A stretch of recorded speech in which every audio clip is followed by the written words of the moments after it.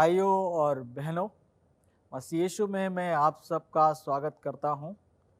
Hope TV Hindi के माध्यम से आपके सामने भंडारीपन के विषय में हम कुछ सीखने वाले हैं।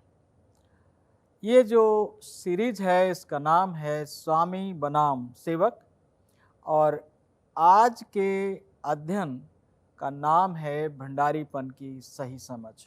आइए हम परमेश्वर का अनुग्रह और आशीष पाने के लिए प्रार्थना करें। दयालु प्रभु, हम आपको धन्यवाद देते हैं इस माध्यम के लिए जिसके द्वारा आपके बेटे बेटियों तक संदेश पहुंचाया जा सकता है। आज के अध्ययन के ऊपर आपका विशेष अनुग्रह, विशेष आशीष हो। सुनने वालों के ऊपर आपके आत्मा का प्रकाश हो। हर एक इसको सुनने पाए, समझने पाए, ग्रहण करने पाए और आपकी आशीषों का हकदार बन जाए। धन्यवाद प्रार्थना सुनने के लिए आपके पुत्र हमारे उद्धारकर्ता मसीह यीशु के नाम से मांगते हैं, आमीन। आप मेरे साथ अपनी बाइबल को खोल सकते हैं और जो पहली आयत है हम पढ़ेंगे वो पाई जाती है मत्ती 24 अध्याय और उसका 1 वचन। और यहाँ पर लिखा है, पृथ्वी और जो कुछ उसमें है यहोवा ही का है, जगत और उसमें निवास करने वाले भी। देखिए भाई बहनों, यहाँ पर इस वचन में कितना साफ साफ बताया गया है कि जो कुछ पृथ्वी के ऊपर है, जो कुछ हमें दिखाई देता है, जो कुछ हमें दिखाई नहीं देता है, और जगत, ये पूरा ब्रह्मांड, पूरा यूनिवर्स में जो कुछ भी है वो किसका है? यहोवा परमेश्वर का है। मैं आपको एक चीज़ बहुत स्पष्ट तरीके से बता देना चाहता हूँ कि जिन चीज़ों की आज तक सृष्टि हो चुकी है, उनका क्रिएशन हो चुका है, वो भी यहोवा परमेश्वर की है। चाहे उनकी सृष्टि परमेश्वर ने स्वयं की हो या मनुष्य ने परमेश्वर के द्वारा उपलब्ध कराए हुए संसाधनों का प्रयोग करते हुए की हो, ये सब कुछ है। जितने इन्वेंशंस हो रहे हैं, जितनी नई नई चीज़ों की खोज हो रही है, बाइबल के इस वचन के अनुसार वो सब कुछ यहोवा परमेश्वर का है। देखिए आप, कितनी विशेष बात है। और जब हम इसको समझते नहीं हैं, जब भंडारीपन की सही समझ इंसान के पास नहीं होती है, तो इंसान का जीवन दुखों से, तकलीफ़ों से, परेशानियों से, कंपटीशन से, लड़ाई झगड़े से भर जाता है। परमेश्वर ने इंसान को इसलिए बनाया, इस सुंदर सृष्टि का वो आनंद ले और एक खुशहाल जिंदगी बिताए और अपने समय को पूरा करे और परमेश्वर के राज्य में प्रवेश करे। लेकिन देखा जाता है कि इंसान का जीवन कड़वाहट से, समस्याओं से, मुसीबतों से, तकलीफ़ों से भरा हुआ है, बीमारियों से भरा हुआ है, कर्ज से भरा हुआ है। कारण क्या है? एक ही कारण है कि इंसान को ये पता नहीं है कि भंडारीपन क्या है, परमेश्वर का, मनुष्य का और तमाम व्यक्तियों और वस्तुओं का आपस में क्या संबंध है। यही हम यहाँ पर सीखने का प्रयास करेंगे, सीखने की, जानने की हम कोशिश करेंगे। जब इंसान इस दुनिया में आता है, एक बालक पैदा होता है, तो उसके नथनों में सांस होता है, लेकिन उसके पास कोई नाम नहीं होता है। नाम उसे बाद में दिया जाता है। फिर एक दिन आता है कि वो ख़त्म हो जाता है, उसकी मृत्यु हो जाती है और उस दिन उसके पास नाम तो होता है लेकिन जीवन का श्वास नहीं होता है। मेरे प्रियो, इन दो बिंदुओं के बीच में किया जाने वाला हर एक काम, पहली सांस से लेकर अंतिम सांस तक हम जो कुछ भी करते हैं, जो कुछ भी लेन देन करते हैं, वो सब कुछ परमेश्वर के वचन के अनुसार हो, ये भंडारीपन की सही समझ होगी। जब हमको पता नहीं होता है इस दुनिया में हम क्यों आए हैं, जो कुछ हमें मिला है वो किसने हमें दिया है, क्यों दिया है, इसके प्रति हमारा क्या दायित्व है, क्या जिम्मेवारी है, हम कैसे उसको पूरा करें, प्रतिफल क्या मिलेगा, अगर हम वफादार ठहरे तो हमको क्या हासिल होगा, ये तमाम चीज़ें हैं हम इस सीरीज में, इस श्रृंखला में भाई बहनों सीखने वाले हैं। दुनिया में ये जो पाप है, पाप की परिभाषा क्या है? भंडारीपन की वाचा को तोड़ना ही पाप है। एक वाचा है परमेश्वर और मनुष्य के बीच में, और जब भी उस वाचा को तोड़ा जाता है तो वो भंडारीपन की वाचा को तोड़ा जाता है। उत्पत्ति की पुस्तक में हम पढ़ते हैं, परमेश्वर ने कहा आओ हम मनुष्य को अपनी समानता में बनाएं, और जब मनुष्य को बनाया गया तो उनको सारी चीज़ों के ऊपर प्रभुता दी गई, अधिकार दिया गया, उनको दायित्व सौंपा गया, स्वामी नहीं बनाया गया, उनको अधिकार दिया गया ताकि पृथ्वी और जो कुछ उसमें है उसको वो उपयोग करे, उसका इस्तेमाल करे अपने भले के लिए, दूसरों के भले के लिए, और इस तरह से एक इंसान वफादार भंडारी बन सकता है। भंडारीपन को समझाने के लिए प्रभु यीशु मसीह ने एक दृष्टांत कहा है, और इसको जानने के लिए आप मेरे साथ अपनी बाइबल को खोल सकते हैं।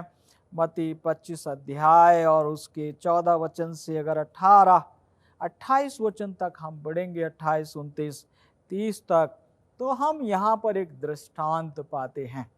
और ये दृष्टांत क्या कहता है कि एक स्वामी होता है और स्वामी के पास उसकी संपत्ति है, उसके दास हैं, और स्वामी अपनी संपत्ति को अपने दासों के बीच में डिवाइड कर देता है, बांट देता है।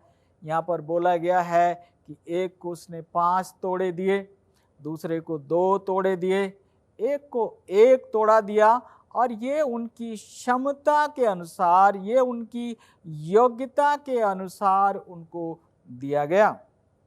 और उनसे कहा कि जाओ और इन तोड़ों का इस्तेमाल करो। एक तोड़ा कितना हो सकता है? एक टैलेंट, एक तोड़ा हो सकता है 20 किलो चांदी के बराबर। 20 किलो चांदी आज के ज़माने में काफ़ी मूल्य रखती है। भाई बहनों, आप समझ सकते हैं कि परमेश्वर ने ये उनको दिया, और फिर वो दूर देश चला गया। जब वो वापस आया, उसने अपने दासों को बुलाया और उनसे लेखा लिया और उनसे कहा कि तुम हिसाब किताब दो, जो तुम्हें तोड़े सौंपे गए थे तुमने उनका क्या किया है। तो पहला वाला दास आया और बोला, स्वामी देखिए, आपने मुझे 5 तोड़े दिए थे और 5 तोड़े को मैंने मल्टीप्लाई किया है, मैंने उसको बढ़ाया है, और अभी मेरे पास 10 तोड़े हो गए हैं। और प्रभु ने, स्वामी ने उससे कहा कि हे विश्वास योग्य दास, तू थोड़े में वफादार रहा, मैं तुझे बहुत वस्तुओं का अधिकारी बनाऊंगा। ये उसको प्रतिज्ञा दी गई। और जिसके पास 2 तोड़े थे वो भी आया और उसने कहा, स्वामी आपने मुझे 2 तोड़े सौंपे थे और मैंने उसका बिजनेस किया, मैंने उसको बढ़ाया है, और आज मेरे पास 4 तोड़े हैं। लेकिन जिसको 1 तोड़ा दिया गया था, उसका रवैया, उसका एटीट्यूड बिल्कुल अलग है। वो क्या कहता है कि स्वामी मैं जानता हूँ कि तू कठोर मनुष्य है, तू जहाँ बोता नहीं है वहाँ से काट लेता है, और जिसको देता नहीं है उससे ले लेता है। ऐसा बोलकर, ऐसा बहाना देकर उसने अपना बचाव करने की कोशिश की। उसने ये तोड़ा ले जाकर ज़मीन में गाड़ दिया, उसको बढ़ाया नहीं, उसको मल्टीप्लाई नहीं किया। तो स्वामी ने क्या कहा कि उस व्यक्ति से क्या कहा जिसने उस तोड़े को मल्टीप्लाई नहीं किया, हे आलसी और दुष्ट दास। जब हम भंडारीपन की सही समझ नहीं रखते, जो हमको मिला है उसका हम सदुपयोग नहीं करते, बहुत कुछ मिला है। हमको शरीर मिला है, हमको परिवार मिला है, हमको जीवन मिला है, हमको ये ज़मीन मिली है, हमको समय मिला है, हमको संसाधन मिले हैं, हमको धन दौलत मिला है, हमको सुसमाचार मिला है। इस सीरीज़ के दौरान मैं 7 अलग-अलग विषयों पर आपसे बात करूंगा और आप देखेंगे कि परमेश्वर ने हमें बहुत कुछ दिया है। उसका उपयोग परमेश्वर के वचन के अनुसार, परमेश्वर की योजना के अनुसार होता है तो आशीष आती है, उन्नति होती है, शांति आती है, विकास होता है, खुशहाली आती है, भरपूरी का जीवन होता है। और इस कहानी में जो 3 दास हैं, उनमें से पहले वाले 2 जो हैं वो यही दिखाते हैं और उन दोनों से यही कहा जाता है, तुम थोड़े में वफादार रहे, तुम्हें बहुत दिया जाएगा। यहाँ पर एक बहुत ही भेद भरी बात है, वो ये कि जो लोग भंडारीपन की सही समझ रखते हैं, उनको मिले हुए दानों और वरदानों और वस्तुओं और संसाधनों का वो परमेश्वर की योजना के अनुसार विकास करते हैं, उपयोग करते हैं, उपभोग करते हैं, तो परमेश्वर उन्हें और अधिक देता है। इस दुनिया में उनको देता है, आने वाले संसार में भी उन्हें दिया जाएगा।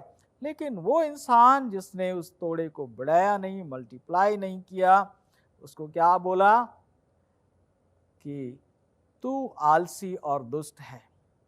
अगर तू सोचता है कि मैं कठोर मनुष्य हूं, तो तूने मेरा पैसा महाजनों को क्यों नहीं दे दिया, बैंक में क्यों नहीं जमा कर दिया, ये वहां पर बढ़ता रहता। अब यहाँ पर एक चीज और समझने की है, परमेश्वर की योजना क्या है। परमेश्वर की योजना ये है कि जो कुछ मिला है वो मल्टीप्लाई हो। परमेश्वर ने आदम और हव्वा से कहा, फूलो फलो और सारे जगत में भर जाओ, मल्टीप्लाई हो जाओ, फूलो फलो। फूलो फलो का मतलब यही है, आप बढ़ो, आप तरक्की करो। भंडारीपन का जीवन एक बहुतायत का जीवन होता है।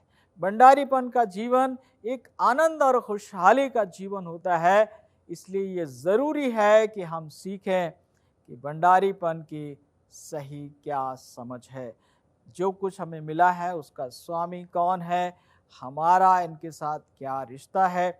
इन सारी बातों को हम जानने और समझने की यहाँ पर कोशिश करेंगे।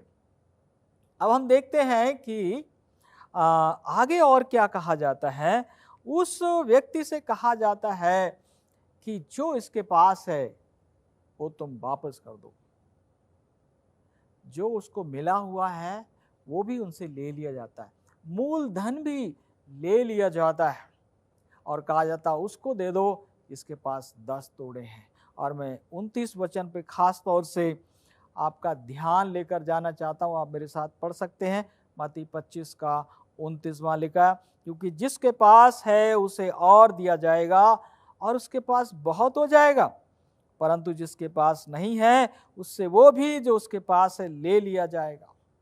यहाँ पर एक बहुत बड़ा रहस्य है कि ये जो 2 भंडारी वफादार हैं, उनके अंदर क्या है, उनके अंदर कृतज्ञता है, ग्रैटिट्यूड है। यहाँ पर एक जो वचन जो छुपा हुआ है वो ये कि जो कृतज्ञ है उन चीज़ों के लिए जो उसे मिली हैं उसे और दिया जाएगा।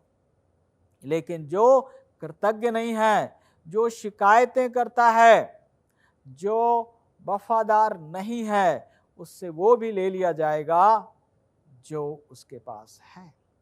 तो पहली चीज जो हम आज के पाठ में सीख सकते हैं वो ये है कि हमको जो कुछ मिला है हम जाने और माने और विश्वास करें, ये परमेश्वर ने हमको दिया है। परमेश्वर ने हमको दिया। इस दृष्टांत में हम देखते हैं कि एक स्वामी है, और वो स्वामी कौन है? वो स्वामी सृष्टिकर्ता परमेश्वर है, जो जगत का देखी और अनदेखी तमाम वस्तुओं का, व्यक्तियों का वो सृजनहार है और वही स्वामी है। दूसरी बात यह है कि संपत्ति जो भी कुछ है उसी की है, सारे तोड़े, सारे वरदान सारे उसी के हैं। फिर लिखा है उसने अपने दासों को अपने तोड़े दिए, अर्थात जो मनुष्य हैं, जो आप और मैं हूं, हम भी उसी के हैं। इसके बाद जब हम उसका इस्तेमाल करते हैं, जो हमें मिला है वो तोड़ों का हम प्रयोग करते हैं, तो जो आमदनी होती है, जो बढ़ोतरी होती है, वो भी परमेश्वर की है। ऐसा नहीं है कि अगर हमने 2 तोड़े से 4 तोड़े बना दिए तो 2 परमेश्वर के हैं, 2 हमारे, ये भी परमेश्वर के हैं। और यही समझना बहुत ज़रूरी है। अगली बात यहाँ पर बताई गई है कि लेखा लिया जाना है। ऐसा नहीं है कि परमेश्वर ने आपको और मुझे जो देना था वो दिया और उसके बाद वो भूल गया। बोले चाहे कुछ भी करो। कई बार हम माता पिता अपने बच्चों को कुछ पैसे देते हैं और भूल जाते हैं, हम उनसे नहीं पूछते कि तुमने उस पैसे का क्या किया है। लेकिन परमेश्वर के राज्य में ऐसा नहीं है। परमेश्वर जब हमको कुछ देता है तो उसका एक दिन लेखा लिया जाता है, और जब लेखा लिया जाता है तो उसके बाद वफादार लोगों को, विश्वास योग्य लोगों को प्रतिफल मिलता है। और विश्वास योग्य लोग कौन हैं?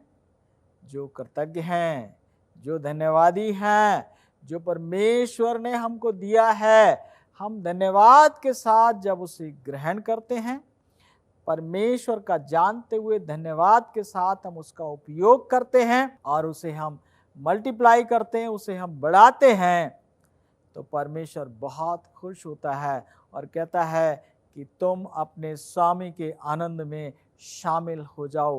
परमेश्वर आनंदित होता है जब हम उन तमाम चीज़ों, उस धन दौलत, रुपया, पैसा, अपने परिवार, अपनी सेहत, अपने समय, अपने तोड़ों का सदुपयोग करते हैं, उसे मल्टीप्लाई करते हैं, उसका जो क्षेत्र है उसको हम बढ़ाते हैं, तो परमेश्वर को बहुत आनंद प्राप्त होता है। लेकिन यदि हम ऐसा नहीं करते, अगर जो हमें कुछ मिला है तो हम उसके लिए कुड़कुड़ाते हैं। ज़्यादातर लोग ऐसे ही हैं दुनिया में, और वो क्या करते हैं, उनको कुछ भी मिला है वो कृतज्ञ नहीं है। और मेरे पास, जब तक वो चला नहीं जाता। सेहत के लिए कितने लोग हैं परमेश्वर का धन्यवाद देते? बहुत कम। जब बीमार हो जाते हैं तभी उन्हें एहसास होता है कि सेहत भी हमारे पास थी। रुपए पैसा हमारे पास आता है, हम उसका धन्यवाद नहीं करते। परमेश्वर हमें समय देता है, हम उसका धन्यवाद नहीं करते। तो 2 बातें हैं आज के इस पाठ में मुझे और आपको सीखनी है। नंबर 1 ये कि एक स्वामी है और सब कुछ उसका है। एक स्वामी है और वो स्वामी कौन है? वो परमेश्वर पिता है। जो कुछ भी हमारे पास है, जो कुछ भी हम हैं, जो कुछ भी हम बन सकते हैं, सब परमेश्वर का है। ये पहली बात है जो मुझे और आपको भली प्रकार से समझ में आ जानी चाहिए। दूसरी बात यह है कि हर एक को योग्यता के अनुसार दिया गया है, और जो दिया गया है उसके लिए कृतज्ञ होना है, धन्यवादी होना है, परमेश्वर का धन्यवाद करना है। सुबह को उठें तो कहें, प्रभु जीवन के श्वास के लिए मैं आपका धन्यवाद देता हूँ। इस घर के लिए, परिवार के लिए, सेहत के लिए, जो कुछ भी है उसके लिए मैं आपका धन्यवाद करता हूँ। जब हम ऐसा करते हैं मेरे प्रियो, तो परमेश्वर को महिमा मिलती है। धन्यवाद करने वाले लोग ये व्यक्त करते हैं, ये बताते हैं, ये प्रकट करते हैं कि जो कुछ उनके पास है वो परमेश्वर के द्वारा उनको दिया गया है। और इसी बात से परमेश्वर जो है वो बहुत ही खुश होता है। मेरे प्रियो, तो आज के पाठ को हम इसको वाइंड अप करना चाहेंगे और इसको हम दोहराना चाहेंगे। हमने क्या सीखा है कि जो कुछ पृथ्वी के ऊपर है, कल्पना करिए क्या क्या है जो कुछ आपको दिखाई देता है, जो कुछ आप सोच सकते हैं, जो कुछ जगत में, ब्रह्मांड में कितनी और गैलेक्सीज हैं, कितने और संसार हैं, सब परमेश्वर के हैं। जितने भी इन्वेंशंस हो रहे हैं, जो भी नई नई खोजें हो रही हैं, आज तक हो चुकी हैं, आने वाले समय में होने वाली हैं, सब परमेश्वर की हैं। और परमेश्वर ने इंसान को वो क्षमता दी है, बुद्धि दी है, योग्यता दी है, और वो लोग जो कृतज्ञ होते हैं, धन्यवादी होते हैं, वो इनका उपयोग मानवता की भलाई के लिए, दूसरों की बेहतरी और खुशहाली के लिए करते हैं, और इससे परमेश्वर को बहुत बहुत खुशी होती है। हमने तोड़ों के दृष्टांत के द्वारा इसको जानने और समझने की कोशिश की है कि हर एक को योग्यता के अनुसार दिया गया है। अगर हम अपनी योग्यता को बढ़ाएंगे, कृतज्ञ होंगे, तो हम योग्यता को बढ़ाएंगे, तो हमें और अधिक मिलेगा। हमारी गरीबी दूर हो सकती है, हमारी बेरोजगारी दूर हो सकती है, हमारी तकलीफ़ें दूर हो सकती हैं, अगर हम कृतज्ञ हों उसके लिए जो मुझे और आपको मिला है। तो आज के पाठ का सार है कृतज्ञता, स्वामी के प्रति धन्यवादिता। और यदि हम ऐसा करेंगे तो परमेश्वर खुश होगा।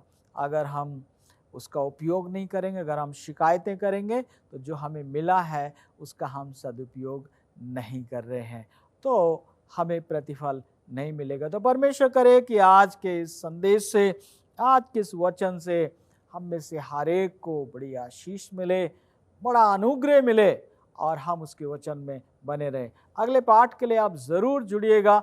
आने वाले पाठ में मैं एक और नए विषय को आपके साथ साझा करूंगा। इस सीरीज़ का नाम है स्वामी बनाम सेवक, और हम बहुत सी बातों को सीखने और समझने वाले हैं। अगर आपके सवाल होते हैं तो आप सवाल कर सकते हैं, और जहाँ से ये वीडियो आ रहा है, ये जो नंबर आपको दिया गया है, आप उस पर अपने सवाल कर सकते हैं, और आपके सवालों के जवाब भी दिए जाएंगे। तो परमेश्वर का अनुग्रह और आशीष आप सबके ऊपर बना रहे।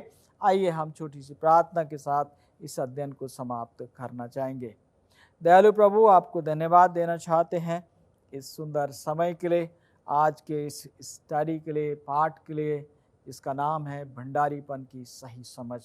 मेरे इन भाई बहनों को आप आशीष दें और उनकी मदद करें कि वो समझने पाएँ, जानने पाएँ, सीखने पाएँ कि आपने उनके लिए क्या ठहराया है। इस संदेश को सुनने वालों पर आपका अनुग्रह हो, आशीष हो, इनके घरों में जीवन, आनंद और भरपूरी पाई जाए। धन्यवाद। प्रार्थना को सुनने के लिए आपके पुत्र और हमारे उद्धारकर्ता यीशु मसीह के नाम से मांगते हैं, आमीन।